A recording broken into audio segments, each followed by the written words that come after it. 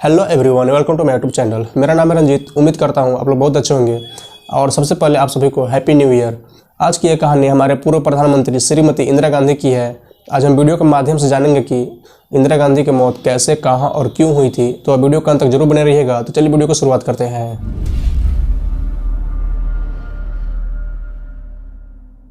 इंदिरा गांधी का जन्म 19 नवंबर 1917 ईस्वी को इलाहाबाद में हुई थी और इनके पिता जवाहरलाल नेहरू थे, जो कि भारत के पहले प्राइम मिनिस्टर भी रह चुके हैं। ये दोनों कांग्रेस पार्टी के बहुत ही महत्वपूर्ण मेंबर भी थे।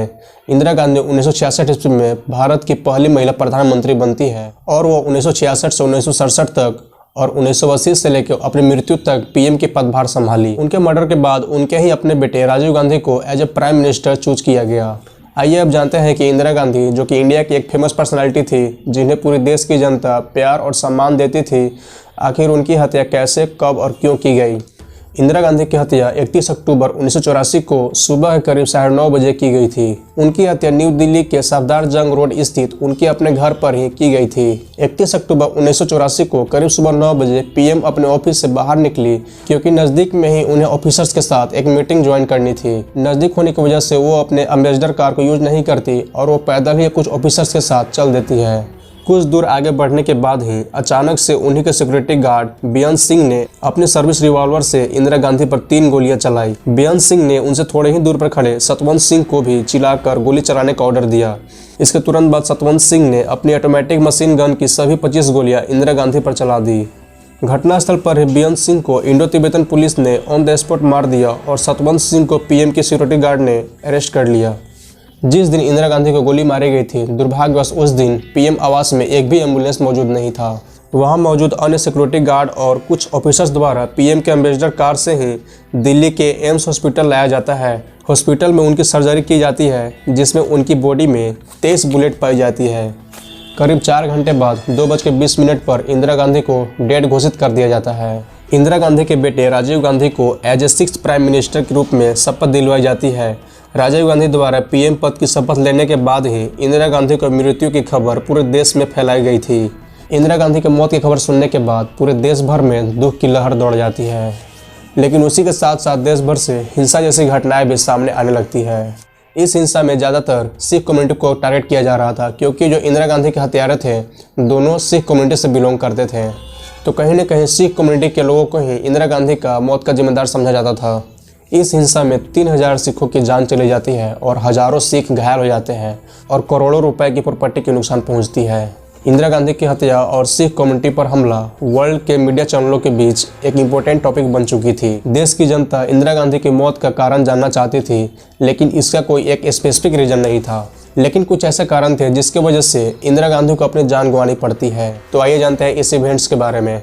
पीएम इंदिरा गांधी के टेन्योर के दौरान पंजाब के अंदर कुछ ऐसे खालिस्तानियों का उद्गम हुआ जो एक अपना इंडिपेंडेंट नेशन बनाने का मांग कर रहे थे। उनका कहना था कि अल्पसंख्यक होने के कारण उनके राइट्स का उल्लंघन किया जा रहा है और वह हिंदुओं के बीच इनसिक्योर फील करते थे।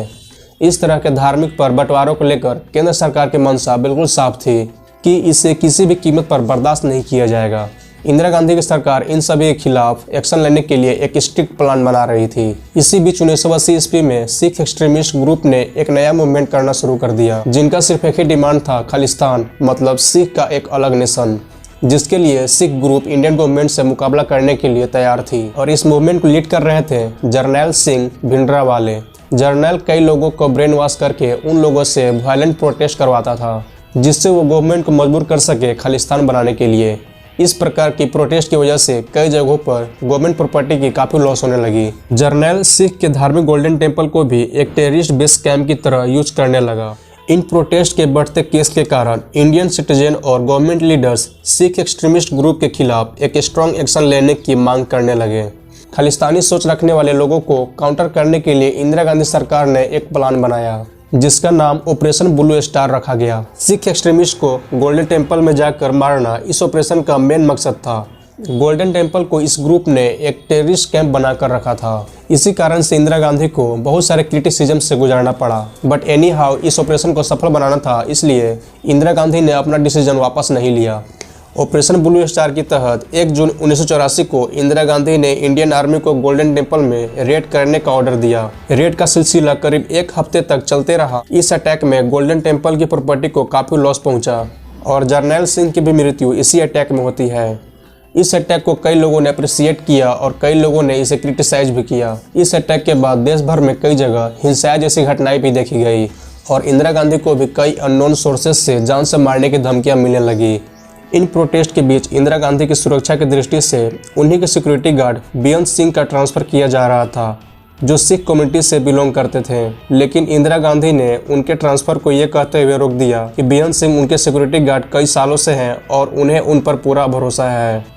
और ट्रांसफ़र को कैंसिल करने का कारण यह भी था कि इंदिरा गांधी पूरे देश को यह मैसेज देना चाहते थे कि अब भी वो सिख कम्युनिटी के साथ है और अभी वो कोई भेदभाव नहीं करती है। इंदिरा गांधी को अपने सिक्योरिटी गार्ड का ट्रांसफ़र नहीं करना ही उनके लिए सबसे बड़ी भूल साबित होगी। उन्हें भी ये बात कहाँ पता थी। इंदिरा गांधी की हत्या के बाद पूरे देश भर में कम्युनल राइट्स होने लगे, जिससे कई सारे बेकसूर सिखों की जान चली गई। इंदिरा गांधी को मौत होने के कुछ दिन पहले ही उन्होंने अपने भाषण में कहा था कि मुझे चिंता नहीं है कि मैं जीवित रहूं या नहीं रहूं। अगर मेरी मौत भी हो जाती है तो मेरा खून का एक कतरा हर एक भारतीय को जीवित करेगा, पूरे भारत को जीवित करेगा। चिंता नहीं है कि मैं जीवित रहूं या नहीं रहूं, और जब मेरी जान जाएगी तो मैं कह सकती हूं कि एक एक खून का खतरा जितना मेरा है, वो एक एक खून एक भारत को जीवित करेगा। तो आज की स्टोरी में सिर्फ इतना ही। अगर वीडियो पसंद आई हो तो जरूर से लाइक कीजिएगा, वीडियो को शेयर कीजिएगा, साथ ही साथ चैनल को सब्सक्राइब कर लीजिएगा। तो मैं आपसे मिलता हूं अपने नेक्स्ट वीडियो में। Thank you and bye bye.